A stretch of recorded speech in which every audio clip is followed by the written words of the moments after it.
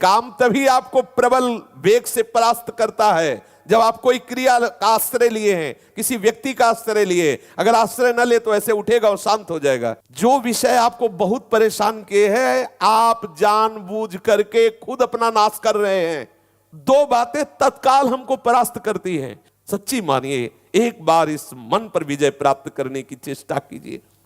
यदि आपके मन में काम आता है और आपने किसी से भी ऐसा संबंध रखा है, किसी क्रिया से, किसी व्यक्ति से, तो ये मन आपको वहीं जाके खड़ा कर देगा। मन जाके वही आपसे क्रिया कराने लगेगा। इसको सहारा मत देना, ये उड़ेगा, उड़ के फिर आपके अधीन हो जाएगा। जैसे जल जहाज का कौवा उड़ करके विश्राम जल जहाज में ही पाएगा, कितना उड़ेगा। अगर उसको कहीं कोई और जहाज या टापू मिल जाए तो वहां बैठ जाएगा।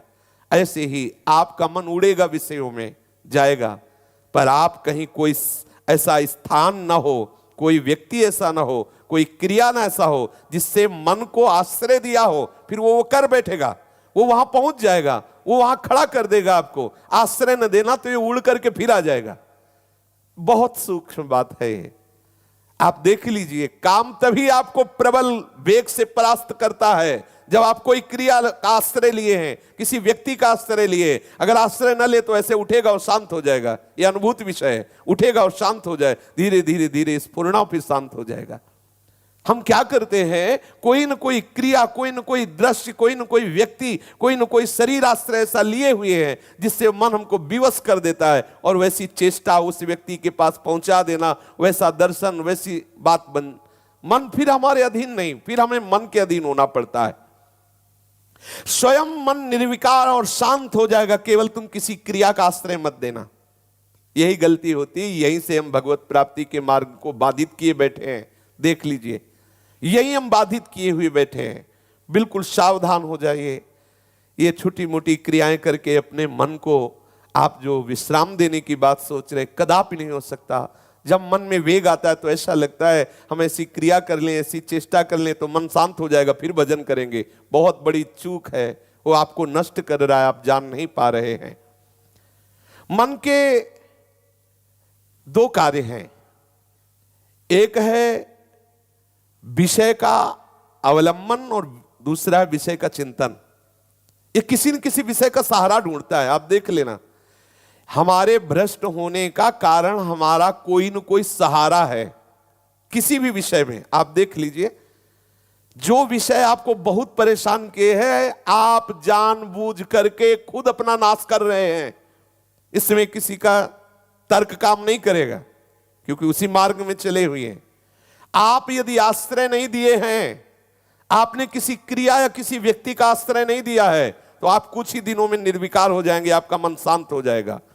यदि कोई क्रिया या किसी व्यक्ति का आश्रय दिए तो आप फिर नष्ट हो जाएंगे। मन की दो चाल है। सबसे पहली चाल, वो आश्रय पकड़ता है। भूख लगी तो किस घर में जाएंगे तो हमें वहां हमारे मनोनुकूल भोजन मिल जाए। पहला आश्रय पकड़ता है, क्रिया, वस्तु। फिर उसका चिंतन करता है। दोनों बातें तुम्हें काटनी है, तभी आप इस पर विजय प्राप्त करोगे। जहां समझ में आया कि अच्छा काम वेदना जागृत हुई, तत्काल वो आश्रय आएगा आपके सामने। देख लेना, सूक्ष्मता की बात है। सबसे पहले विकार आते ही आपके सामने आश्रय आएगा। उस व्यक्ति से मिला जाए या वो क्रिया की जाए, वो आपको सामने रखेगा आश्रय।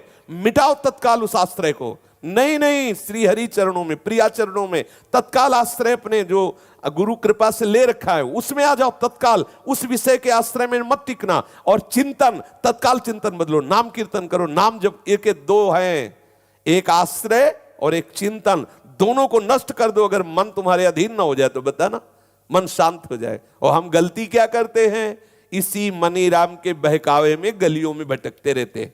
विषय चिंतन और विषय आश्रय, ये शरीर भी एक नगर है, ये 9 द्वारों वाला एक नगर है। हम इसी में भटकते रहते हैं। संकल्पपुर में, देहपुर में रहते हैं। हम वृंदावन में कहाँ रह रहे हैं। वृंदावन में तो प्रिया प्रीतम गलभैया दिए सहचरियों के साथ अद्भुत रस की वर्षा कर रही। हम संकल्पपुर में रहते हैं, देहपुर में रहते हैं, इसी में विचरण करते। पकड़ो, अगर विषय का नाश करके सच्चिदानंद रस में स्थित होना है तो जो ही कोई विषय आएगा तो सबसे पहले वो आश्रय प्रकट करेगा। आश्रय नहीं है तो आप विकल नहीं हो सकते, आश्रय नहीं है तो आप इतने घबराहट से युक्त नहीं हो सकते।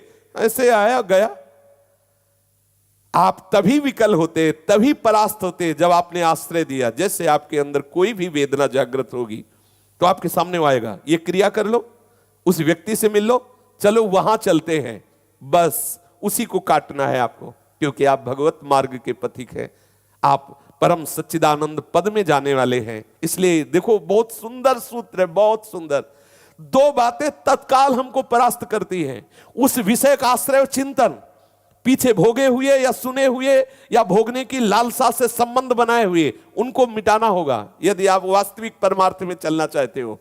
जहां आश्रय है, समझ लो ये व्यक्ति, ये क्रिया, ये वस्तु, तत्काल काट दो, उसे मिलो मत, उस व्यक्ति से संबंध हटा दो, उस क्रिया को कभी मत करो। ऐसा मानो मेरे हाथ टूट गए, बिल्कुल नहीं, बिल्कुल नहीं, आप निर्विकार हो जाएंगे।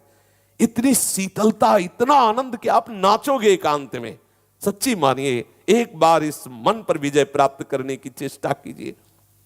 इसके दो सूत्र हैं, पहला है आश्रय, दूसरा है चिंतन। दोनों को मिटा दीजिए, जहां आश्रय उसे मिटा दीजिए। चिंतन, श्री हरि प्रिया का चिंतन। अगर नहीं हो रहा तो कीर्तन करो, पद गायन करो, कुछ नहीं बन रहा हट जाओ, ऐसे के संग में हो जाओ जहां कीर्तन, जहां भगवत वार्ता, भगवत चर्चा, ऐसे उपासक से जो निर्विषयी है उसका संग करो, तत्काल आपका चिंतन बदलेगा। अगर चिंतन और आश्रय दोनों बना रहा तो भ्रष्ट हो जाओगे, परमार्थ में रुचि नहीं रह जाएगी। पूज्य बाबा ऐसा कह रहे हैं। विषय चिंतन करोगे तो फिर वो विषय चिंतन तुम्हें नष्ट कर देगा, कोई न कोई फिर क्रिया कर बैठोगे, इसलिए सावधान।